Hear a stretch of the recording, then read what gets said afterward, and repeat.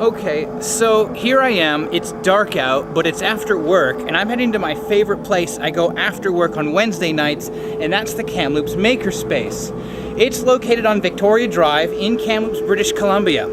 And it's a fun little place, and there's a few people here, but maybe it's a bit weird for me to go into the Makerspace but not have a tour. So I'd like, without further ado, to give Dave, one of our local people, a tour of the space here, and we'll follow up with that. Everybody, this is Dave. Dave, wave. This meal is brought to you by Frenchie's Poutineery. Look, it's the Louvre. We are now in the mudroom where we have member storage. Each of the containers is owned by a different person. The theory being that you can have a minimal amount of storage in Makerspace so that you don't damage whatever project you happen to be working on, bringing it back and forth from your home to the space. So I came through the back door over here. Is there a front door here, or is that actually our main door? This is our main door. There is various other doors that lead out of the building, but this is the only one that you can really get into. Moving on to the kitchen. So this is our kitchen. We mostly use it for members to be able to cook their meals should they be here for a few hours and decide that they're hungry. If you had the right food safe ticket, you would be able to come in here and be approved by the appropriate government agency and be able to, because the space is already approved as a commercial kitchen, so you would be able to cook things and be able to sell them at like the farmer's market. The other major thing in here is the device that makes everything else in the building go, that being the coffee maker. And we are now in the lounge. And we mostly in here do a lot of talking about the projects that we should be working on instead of actually doing things. There are a few notable exceptions to that. For instance, my girlfriend, Beth, who is usually here working on some sort of quilting project. And we do a lot of computer work in here. We also use our big screen TV a lot for do-it-yourself videos or other things from YouTube. We hold a lot of classes in here because we do have a classroom upstairs, but once you get 8 or 9 people in there, it gets a little cozy and a little loud, so we move those classes down here. I am seeing a couple items over here. Most of these things were made on the laser cutter. There are a few exceptions. These are all made by members of the Makerspace, and they're just demonstrations of different things that people have worked on. Moving on to the hack room. So this is the hack room. It's about 80 or 90% of the things in this room are available for you to use, be it as they currently exist, or to take apart and use the bits and pieces from whatever you happen to be working on. A few of the exceptions to that rule are the server, the pachinko machine, which unfortunately has been repaired. I say unfortunately because now it eats up a lot more of my time and I play with that instead of actually doing the things I came here to do. The things on the bench back there are all pretty much off limits for taking apart. The screen on the right is for displaying a hologram from a computer source. The second thing in is the Run 2000, which is a gaming console with roughly 4,000 games in it. The device beside that, I'm not exactly sure what it is. The one beside that is a CNC machine that Ron created in about 32 hours after knowing little to nothing about CNC machines. And the device beside that is Bob. I call it Bob because I can never remember the actual name of it. The devices for resoldering microchips. Behind you here is our 3D printer. We would also prefer that you not take it apart. Our 3D printer has 4 heads on it, so it is capable of printing in different colors of plastic. The theory is that it could also use different types of plastic, but as far as I'm aware, nobody's tried that yet because different types of plastic melt at different temperatures, and therefore it would be quite difficult to get it to do that properly. The biggest problem with 3D printers as of yet is that they take a long time to do anything. This, for instance, takes half an hour to 45 minutes. But having said that, it can still do some pretty amazing things. And it's also good for prototyping. It seems to me that one of the most popular projects to work on a 3D printer is printing the parts for another 3D printer. Now, behind you here is the electronics room. In the electronics room, we have many components that are available for your use. Much as in the hack room, I would say 60 to 70% of the stuff in here is usable. And of course, you are welcome to use any of the components, but because of the way that life works, I would almost guarantee that the thing that you need is not going to be in here. But should it be in here, you are welcome to use it. A good example of how the universe works for around us is that we needed a 7.5 amp fuse for our 3D printer. We had 3s, we had 5s, we had 10s, we had 20s, we had 15s, we had 30s, and of course no 7.5s. So you're welcome to look for the part that you need, but who knows if it'll be there or not. Please do not disassemble these devices. They are for testing the electronic device that you're creating. So should you take them apart, you won't even be able to test your thing. One of our members is a worker at a medical facility, so they have to change the batteries out on everything every other day, sometimes even every shift. So that means that we now get to use the batteries. Now, they're not at 100%, but they're at 90, 85.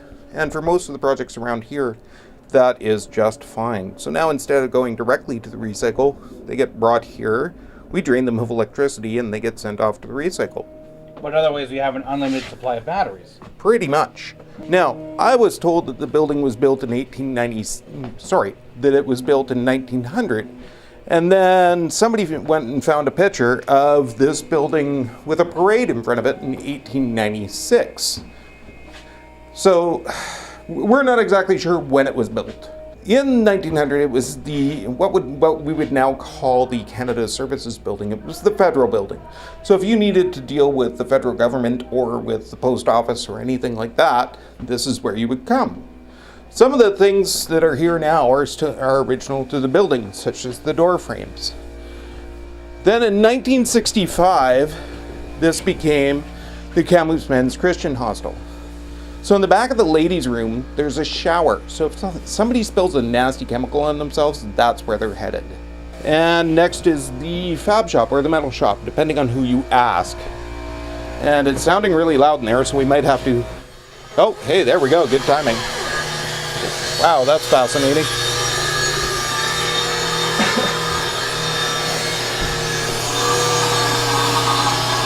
So this is the Fab Shop. What this gentleman's working on here is pretty much our crown jewel. This is the laser cutter. Essentially what it does is what a scroll saw does, except it does it much better. When I found out that we were going to spend $6,000 on what is essentially a scroll saw, I was kind of in a panic, and I said, are we sure we want to invest in this? And other members such as Nicholas and Aras were like, oh yeah, this is totally something we want to do. And having been able to use it, I would agree with them. We bought the machine from China. As much as we would have liked to have bought local, for $14,000 you can get them to bring this machine in from China, ship it out to us, and that'll cost us $14,000. To actually get one made in Canada, you're looking at $24,000. Now, that would be a third to a half the size of this one. To get one that's actually this size, you're looking at an investment of $40,000 to $50,000. So we figured an $8,000 argument is pretty much decided. We also built the air filter and the cooler for this device. It will cut through most natural things. It'll also cut acrylic. It will also cut some other plastics like PVC, but the off gases created when that is melted are very unpleasant. PVC being the best example, creating mustard gas, or chlorine gas technically, will not only eat your lungs, it'll destroy the machine. So we prefer that not to happen. If you look up on the wall over there, that is the tube that creates the laser. It is in the back of the machine that you just saw. That is one that finally wore out on us, and Ron and Vaughn created the sign that it's now sitting on. Also in this room, if you'll come this way, we have the Froggy Mill. We call it the Froggy Mill because the owner of Senior Froggies donated it to us. It is capable of cutting wood, plastic, aluminum, maybe brass. Anything harder than that, and you'll just be breaking the tips off the mill.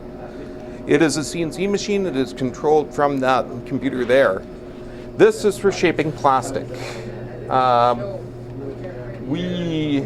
one of the problems with showing you projects at the Makerspace is when people get a project done and it's pretty and it's proper, they take it home. So we get left with the parts that didn't quite work. As you can see, there's ridges in this. That's not always the case. This is a fail. So this was donated for semi-permanent use by Scorpion Industries.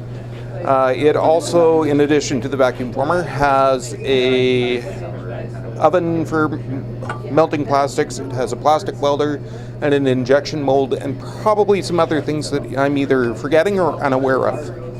The machine in the corner was also donated by Scorpion Industries, and when we got it, it didn't know that it had parameters, so it would take the workbench and look for parameters and throw the workbench on the floor.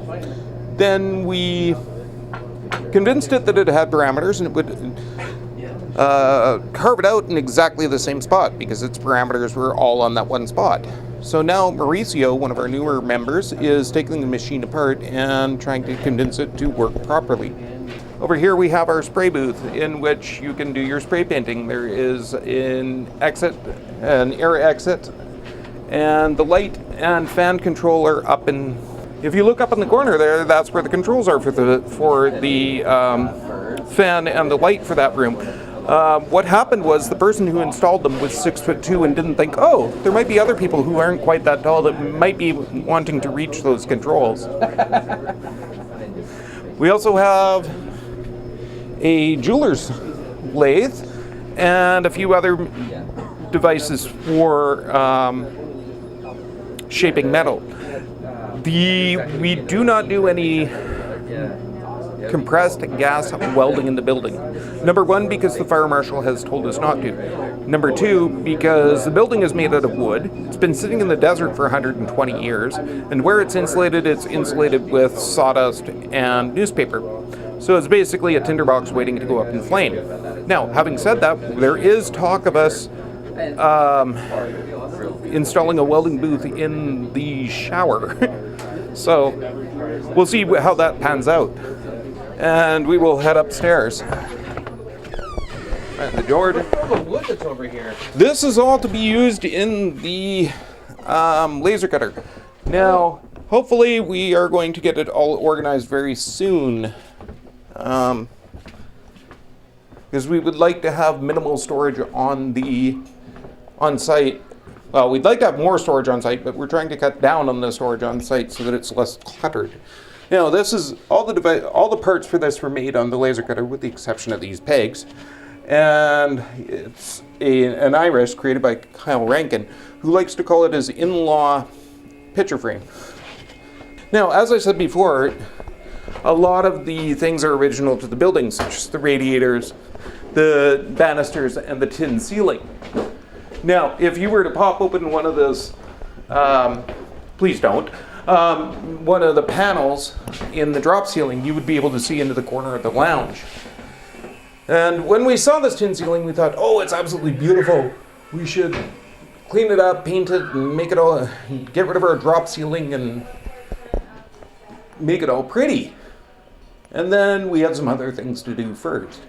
And we happened to move one of the panels aside. And when that happened, our heating bill went up $300. So we decided that, as pretty as it is, $300 is a little expensive to do just show something pretty. And now we're going to enter the wood shop. Goodness, it's dusty in here. We are working on a new dust collection system. Now, this is a CNC router It is capable of dealing with a 5x5 piece of plywood. And we are actually having a class on this tomorrow night. It is being run by Grant Fraser. Now, behind me here, this is a saw stop. It was donated by KMS Tools. What it is this is the machine, or this table saw, when you stick your finger in the blade. Because if you ask any carpenter, it's a matter of when, not if. When you stick your finger in the blade, it shuts down. Now, I don't suggest testing this theory, not because I don't believe it won't work, but because it'll cost you $160. The reason for that is it launches a piece of aluminum directly into the blade to stop it immediately. Now, $160 to go, ooh, neat, it shut off, is a little pricey. $160 to go, oh, I still have all my fingers. It's a pretty good price. Now, if you'll come back here, you will see the Shopsmith. This is an absolutely fabulous tool. It is essentially a power multi-tool. So it is a joiner, it's a lathe, it's a table saw, it's a bandsaw, it's a scroll saw, it's all the machines you need to run a wood shop. The book for it is back there. If a person's not comfortable learning from a book, they can probably find somebody around here to help them learn how to use it. Now, there's various other machines in this room for making bits of wood smaller, but you can explore those on your own. And we just have one more floor to go. Thanks, guys. Now, up the stairs and across the hall is the kiln room. And I don't like going in the kiln room because, well, number one, there's a kiln in there, and occasionally it's running, but there's also lots of breakable objects. And I tend to be a little bit clumsy. So we'll go directly into the clay space. So we are now in the clay space. We ask that you buy the clay from us for the simple reason that we need to know at what temperature to fire the clay and how long to fire it, and we don't want the clay exploding in the kiln. Not only ruining your project, but maybe the other projects that are in the kiln, and possibly damaging the kiln. Our prices are very, very reasonable, and included in that price is the glazing and the firing. As you can see, we have 2 wheels, and we have extruders, and we have various things around the room for shaping clay. Classes are offered fairly often for the basics. Now, down this way, we'll go into the design lab. So in the design lab, it's the more art sense of things. In the design lab, we have paints, we have easels, we have airbrushes, we have brushes, we have stencils, we have projectors, we have light boxes, we have scanners, you get the idea of what's in here. We have a vinyl cutter in the corner there, which is run off CorelDRAW, and once you've taken the 101 class, you can create stencils or stickers or decals, such as these ones on the wall here. If you're doing a small project, we probably have some vinyl around here that you could use. However, if you're doing a big project, you'll probably have to talk to the coordinator of the design lab, Vaughn Warren, and order some bigger pieces of vinyl. Also on the computers that are in this room, we have some programs for creating virtual art, such as Fusion 360, Inkscape, CorelDRAW, and a few others. Across the hall is the Textiles Arts and Crafts, or Craftorium, depending on who you ask. And in here... Don't ask me, Dave. This is Jean. She's teaching people how to do Filmed. acrylic pours. Is that correct? Yes. In this room, we have people creating costumes, well, I would like to call it a quilt, but I think my girlfriend would murder me, so I will call it a bedspread. We've had people doing perler beads, jewelry, knitting, crochet, all kinds of different projects. The ceiling's fantastic in this room, by the way. It is. We just did renovations and exposed the ceiling. We still have to do a couple more things before the room is 100%.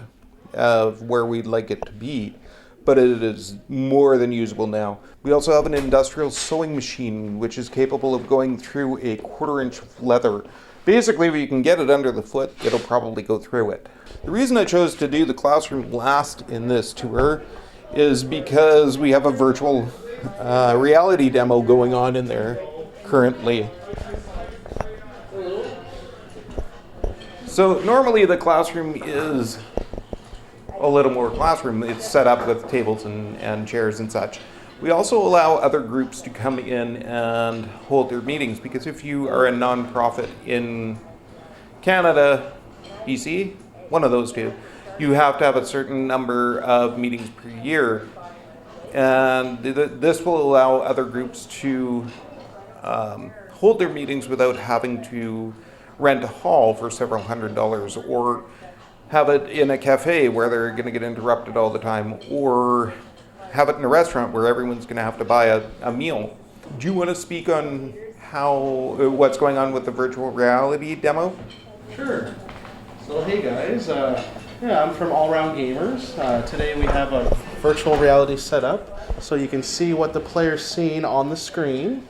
And right now she's doing an archery called Arrowborn. So she's actually an archer in real life, so it's kind of cool that she can actually use her skills, in the virtual space. We actually have an arcade in town, so you can come by anytime, 7 days a week. We're located up by Aberdeen Mall, just right across the street in a little side mall called Aberdeen Court beside Popeye Supplements. We have about 50 games available at all times. We also have an extended library of games that, if you ask us, we can always load up for you. This is actually one of them. And so we're just doing a quick demo here every Wednesday from 6 till 9. You can come on down, try VR. It's if you haven't tried it, I really highly recommend it. So other than memberships, which I'll speak about now, memberships are currently $75 a month, but that gives you 24-hour access. So if you want to come here and use the table saw at 3 in the morning, you are welcome to use the table saw at 3 in the morning. However, we do ask that you keep the door closed so you don't anger our neighbors. If you put $25 on top of that $75, that gives you a family membership, which gives you 2 fobs, 2 votes, and access for 2 adults and unlimited children that you are willing to take legal responsibility for. So I could come in here at just about almost any time and just use whatever equipment I wanted at that point there, assuming I'm all trained up and paid? That is correct. We actually had a guy who was a bouncer at a club downtown, and he used to come in here after work because he didn't want to sit around drinking, and he wasn't quite ready to go home because he was all fired up, being full of adrenaline.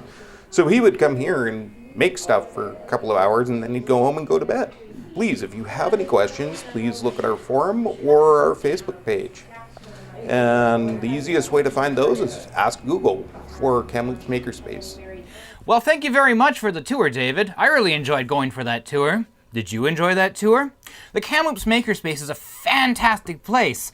I understand that the video for here was a little bit grainy, it was a bit dark, and it was a little bit blurry and shaky, but usually these older cameras don't really play that well with lower light conditions, and I wasn't about to bring with me an entire studio just to get a half an hour tour done. But still, you get the idea. If you're in the area, I strongly suggest you check out this makerspace. If you live somewhere that you know is close to a makerspace, go check out that one. And if you don't know if there's a makerspace, just Google it anyways. There may be one close to your area. Now, he did say those prices there for a monthly membership, which seem a little high until you remember, again, you're getting access to all of these tools for most of them once you're certified and signed off on them, but you can get to them whenever you want. For example here, I built this hypercube symbol here, which is synonymous with the brand Silicon Graphics computer systems. And this took me about 7 hours to print. It's a very detailed, very fine print on that Prusa. And simply, I just had to come in at 9 o'clock at night when pretty much things were dying down for the night, and I just stayed there for most of the night working on other projects while this printed away. Very much worth my time. And I really hope you enjoyed this tour. And until next time, have a good one.